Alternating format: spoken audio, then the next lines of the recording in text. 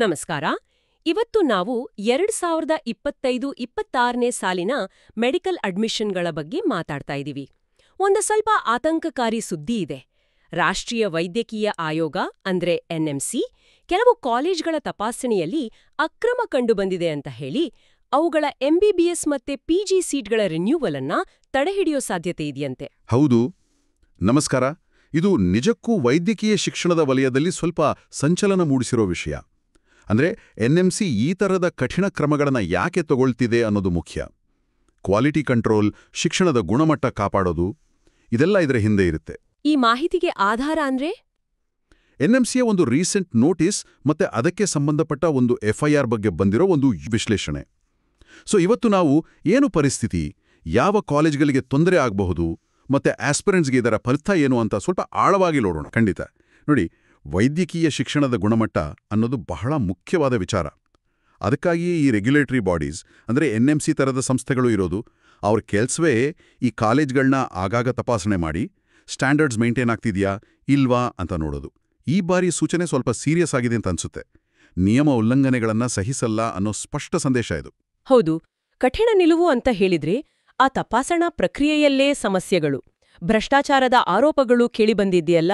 ಈಗ ಉದಾಹರಣೆಗೆ ನಮ್ಮ ಕರ್ನಾಟಕದಲ್ಲೇ ಕೆಎಲ್ಇ ಹುಬ್ಬಳ್ಳಿ ಅಥವಾ ಬೆಳಗಾವಿಯ ಜೆಎಲ್ಎನ್ ಕಾಲೇಜ್ಗೆ ಸಂಬಂಧಪಟ್ಟ ಹಾಗೆ ಒಬ್ಬ ಇನ್ಸ್ಪೆಕ್ಟರ್ ಲಂಚ ತಗೋಬೇಕಾದ್ರೆ ಸಿಬಿಐಗೆ ಸಿಕ್ಕಿಬಿದ್ರು ಅನ್ನೋ ಸುದ್ದಿ ಇತ್ತು. ಫೈನಲ್ ಡಿಸಿಷನ್ ಏನಾಯ್ತೋ ಗೊತ್ತಿಲ್ಲ, ಆದ್ರೆ ಇಂಥ ಘಟನೆಗಳು ನಡೀತಿವೆ ಅಲ್ವಾ? ಹೌದು, ಖಂಡಿತ. ಇಂಥ ಘಟನೆಗಳು ಇಡೀ ಸಿಸ್ಟಮ್ನ ನಂಬಿಕೆಗೆ ಸ್ವಲ್ಪ ಹಾನಿ ಮಾಡ್ತವೆ. ಈಗ ಜುಲೈ 14ಗೆ ಬಂದಿರೋ ಆ ಎನ್ಎಂಸಿ ನೋಟಿಸರಲ್ಲಿ ಏನಿದೆ ಸ್ಪೆಸಿಫಿಕ್ ಆಗಿ, ಅದರಲ್ಲಿ 4 ಜನ ಅಸೆಸರ್ಗಳನ್ನ ಬ್ಲ್ಯಾಕ್ ಲಿಸ್ಟ್ ಮಾಡಿದ್ದಾರೆ. ಮತ್ತೆ 6 ಮೆಡಿಕಲ್ ಕಾಲೇಜ್ಗಳಿಗೆ 2025-26ಗೆ ಸೀಟ್ ರೆನ್ಯೂವಲ್ ಕೊಡದಿರಲು ನಿರ್ಧರಿಸಲಾಗಿದೆ ಅಂತ ಹೇಳಿದ್ದಾರೆ. ಇದು ದೊಡ್ಡ ವಿಷಯ. ಇದರ ಹಿನ್ನೆಲೆ ಏನಂದ್ರೆ, ಪ್ರತಿ ವರ್ಷ ಕಾಲೇಜುಗಳು ತಮ್ಮ ಸೀಟುಗಳನ್ನು ಮುಂದುವರ್ಸೋಕೆ ಅಥವಾ ಹೊಸದಾಗಿ ಹೆಚ್ಚು ಮಾಡೋಕೆ ಪರ್ಮಿಷನ್ ಕೇಳ್ತವೆ. ಆಗ ಎನ್ಎಂಸಿ ಅವರು ಬಂದು ಚೆಕ್ ಮಾಡ್ತಾರೆ. ಫ್ಯಾಕಲ್ಟಿ ಇದಾರಾ, ಸರಿಯಾದ ಕ್ವಾಲಿಫಿಕೇಷನ್ ಇದೆಯಾ, ಹಾಸ್ಪಿಟಲ್ನಲ್ಲಿ ರೋಗಿಗಳು ಬರ್ತಾರಾ, ಇನ್ಫ್ರಾಸ್ಟ್ರಕ್ಚರ್ ಹೇಗಿದೆ, ಹೀಗೆಲ್ಲ. ಇದರಲ್ಲಿ ಏನಾದರೂ ಕೊರತೆ ಕಂಡುಬಂದ್ರೆ ಅಥವಾ ಈಗ ಮಾತಾಡಿದ ಹಾಗೆ ಏನಾದರೂ ಅಕ್ರಮಗಳು ಕಂಡುಬಂದ್ರೆ ಆಗ ಅವರು ಪರ್ಮಿಷನ್ ಕೊಡಲ್ಲ, ಸೀಟ್ಗಳನ್ನು ಕ್ಯಾನ್ಸಲ್ ಮಾಡಬಹುದು. ಇದು ಅವರ ಡ್ಯೂಟಿ. ಓಕೆ, ಆದ್ರೆ ಯಾವ 6 ಕಾಲೇಜುಗಳು ಅಂತ ಎನ್ಎಂಸಿ ಹೇಳಿಲ್ಲ ಅಲ್ವಾ ನೋಟಿಸ್ನಲ್ಲಿ? ಅದೇ ಗೊಂದಲಕ್ಕೆ ಕಾರಣ. ಆದ್ರೆ ಈ ಕೇಸಿಗೆ ಸಂಬಂಧಪಟ್ಟ ಎಫ್ಐಆರ್ನಲ್ಲಿ 7 ಕಾಲೇಜುಗಳ ಹೆಸರುಗಳಿವೆಯಂತೆ. ಬಹುಶಃ ಆ 7ರಲ್ಲಿ 6 ಕಾಲೇಜುಗಳು ಈ ಲಿಸ್ಟ್ನಲ್ಲಿ ಇರ್ಬೋದು ಅಂತ ಒಂದು ಅಂದಾಜು. ಹೌದು, ಆ ಎಫ್ಐಆರ್ನಲ್ಲಿರೋ ಹೆಸರುಗಳ ಆಧಾರದ ಮೇಲೆ ಒಂದು ಊಹೆ ಮಾಡ್ತಾ ಇದ್ದಾರೆ. ಆ ಹೆಸರುಗಳನ್ನ ಹೇಳ್ತೀನಿ, ಆದ್ರೆ ಮತ್ತೆ ಹೇಳ್ತಿದ್ದೀನಿ, ಇದು ಕೇವಲ ಎಫ್ಐಆರ್ ಆಧಾರಿತ ಮಾಹಿತಿ. ಎನ್ಎಂಸಿಯಿಂದ ಕನ್ಫರ್ಮ್ ಆಗಿಲ್ಲ. 1 Geetanjali university, Udaipur, Rajasthan. 2 Rawatpura Sarkar institute, Raipur, Chhattisgarh. 3 index medical college, Indore. 4 Gayatri medical college, Visakhapatnam. 5 father Colombo institute, Warangal. 6 national capital region institute, Meerut. ಮತ್ತೆ 7ನೇದು ಸ್ವಾಮಿ ಭಕ್ತ ವತ್ಸಲದಾಸ್ ಜಿ ಮೆಡಿಕಲ್ ಸೈನ್ಸಸ್, ಕಲೋಲ್, ಗುಜರಾತ್.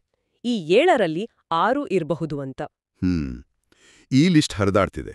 ಆದ್ರೆ ನೀವು ಹೇಳಿದ ಹಾಗೆ ಇದು ಫೈನಲ್ ಅಲ್ಲ. ಇಲ್ಲಿ ವಿದ್ಯಾರ್ಥಿಗಳು ಮತ್ತು ಪೋಷಕರು ಬಹಳ ಎಚ್ಚರಿಕೆಯಿಂದ ಇರಬೇಕು. ಯಾಕಂದ್ರೆ ಇದರ ಪರಿಣಾಮ ನೇರ ಅವರ ಮೇಲೆ. ಹೇಗೆ? ಈಗ ನೋಡಿ, ತಿಳಿಯದೆ ಅಥವಾ ಅರ್ಜೆಂಟ್ನಲ್ಲಿ ಈ ಸಂಭಾವ್ಯ ಲಿಸ್ಟ್ನಲ್ಲಿರೋ ಯಾವುದೋ ಒಂದು ಕಾಲೇಜಲ್ಲಿ ಅಡ್ಮಿಷನ್ ತಗೊಂಡ್ರು ಅನ್ಕೊಳ್ಳಿ. ಒಂದು ವೇಳೆ ಆ ಕಾಲೇಜಿನ ಸೀಟ್ ರಿನ್ಯೂವಲ್ ಆಗಲಿಲ್ಲ ಅಂದ್ರೆ ಆ ಅಡ್ಮಿಷನ್ಗೆ ವ್ಯಾಲಿಡಿಟಿ ಇರಲ್ಲ. ದುಡ್ಡು ಹೋಯ್ತು, 1 ವರ್ಷ ಹೋಯ್ತು, ಕೆರಿಯರ್ಗೆ ದೊಡ್ಡ ಹೊಡೆತ ಬೀಳುತ್ತೆ. ಅಯ್ಯೋ, ಹೌದಲ್ಲ. ಹಾಗಾದ್ರೆ ಆಕಾಂಕ್ಷಿಗಳು ಏನ್ ಮಾಡಬೇಕು? ಕೌನ್ಸಿಲಿಂಗ್ ಟೈಮಲ್ಲಿ ಹೇಗೆ ಡಿಸೈಡ್ ಮಾಡಬೇಕು? ಬಹಳ ಸಿಂಪಲ್ ಆದ್ರೂ ಮುಖ್ಯವಾದ ವಿಷಯ. ಕೌನ್ಸಿಲಿಂಗ್ ಶುರುವಾಗೋಕ್ ಮುಂಚೆ ಎನ್ಎಂಸಿ ಮತ್ತೆ ಎಂಸಿಸಿ ವೆಬ್ಸೈಟ್ಗಳನ್ನು ಚೆಕ್ ಮಾಡಲೇಬೇಕು. ಎಂಸಿಸಿ ಅಂದ್ರೆ ಮೆಡಿಕಲ್ ಕೌನ್ಸಿಲಿಂಗ್ ಕಮಿಟಿ ಅಲ್ವಾ? ಹೌದು.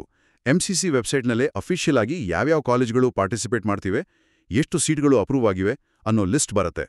ಸಾಮಾನ್ಯವಾಗಿ ಜುಲೈ 18 ಅಥವಾ 19ನೇ ತಾರೀಕಿನ ಆಸುಪಾಸಲ್ಲಿ ಈ ಲಿಸ್ಟ್ ಅಪ್ಡೇಟ್ ಆಗೋ ನಿರೀಕ್ಷೆ ಇದೆ.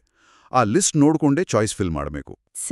ಅಂದ್ರೆ ಅಫಿಷಿಯಲ್ ಲಿಸ್ಟ್ ಬರೋವರೆಗೂ ಕಾಯೋದು ಮತ್ತು ಅದನ್ನೇ ಫಾಲೋ ಮಾಡೋದು ಮುಖ್ಯ. ಖಂಡಿತವಾಗಿಯೂ. ಬೇರೆ ಯಾರೋ ಹೇಳಿದ್ರು ಅಥವಾ ಹಳೆ ಲಿಸ್ಟ್ ನೋಡ್ವಿ ಅಂತ ಹೋಗಬಾರ್ದು. ಲೇಟೆಸ್ಟ್ ಅಪ್ಡೇಟ್ ವೆಬ್ಸೈಟ್ನಲ್ಲೇ ನೋಡಬೇಕು. ಓಕೆ, ಹಾಗಾದ್ರೆ ಒಟ್ಟಿನಲ್ಲಿ ಹೇಳೋದಾದ್ರೆ ಎನ್ಎಂಸಿ ಈ ಬಾರಿ ಸ್ವಲ್ಪ ಸ್ಟ್ರಿಕ್ಟ್ ಆಗಿದೆ. ಕೆಲವು ಕಾಲೇಜುಗಳ ಭವಿಷ್ಯ ಅನಿಶ್ಚಿತವಾಗಿದೆ. ಹಾಗಾಗಿ 2025-26ರ ಅಡ್ಮಿಷನ್ ಪ್ರಾಸೆಸ್ನಲ್ಲಿ ಭಾಗವಹಿಸೋರು ತುಂಬಾ ಹುಷಾರಾಗಿ ಅಫಿಷಿಯಲ್ ಇನ್ಫಾರ್ಮೇಷನ್ಗಾಗಿ ಕಾಯಬೇಕು. ಹೌದು, ಅದೇ ಸಾರಾಂಶ. ಕೊನೆಯದಾಗಿ ನನಗೊಂದು ಯೋಚನೆ ಬರ್ತಿದೆ. ಹೇಳಿ. ಈಗ ಸರಿ, ಈ 6-7 ಕಾಲೇಜ್ಗಳ ಮೇಲೆ ಕ್ರಮ ಆಗ್ತಿದೆ. ಆದರೆ ಇದರ ಆಚೆಗೆ ನೋಡಿದ್ರೆ ಎನ್ಎಂಸಿಯ ಈ ಬಿಗಿ ಕ್ರಮ, ಈ ಹೆಚ್ಚಿದ ಕಣ್ಗಾವಲು, ಇದು ಭಾರತದಲ್ಲಿನ ಮೆಡಿಕಲ್ ಎಜುಕೇಷನ್ ರೆಗ್ಯುಲೇಷನ್ ಸಿಸ್ಟಮ್ನ ಬಗ್ಗೆ ಏನ್ ಹೇಳುತ್ತೆ? ಇದು ಕೇವಲ ಕೆಲವು ತಪ್ಪುಗಳನ್ನ ಸರಿಪಡಿಸೋ ಪ್ರಯತ್ನನಾ, ಅಥವಾ ಇಡೀ ವ್ಯವಸ್ಥೆಯನ್ನ ಸುಧಾರಿಸೋ ದೊಡ್ಡ ಪ್ರಯತ್ನದ ಭಾಗನಾ? ಮುಂದಿನ ದಿನಗಳಲ್ಲಿ ಈ ನಿಯಂತ್ರಣ ಇನ್ನೂ ಹೆಚ್ಚಾಗ್ಬೋದಾ? ಇದರ ಬಗ್ಗೆ ಯೋಚಿಸಬೇಕಾದ ಅಗತ್ಯತೆ ಇದೆ ಅನ್ಸುತ್ತೆ.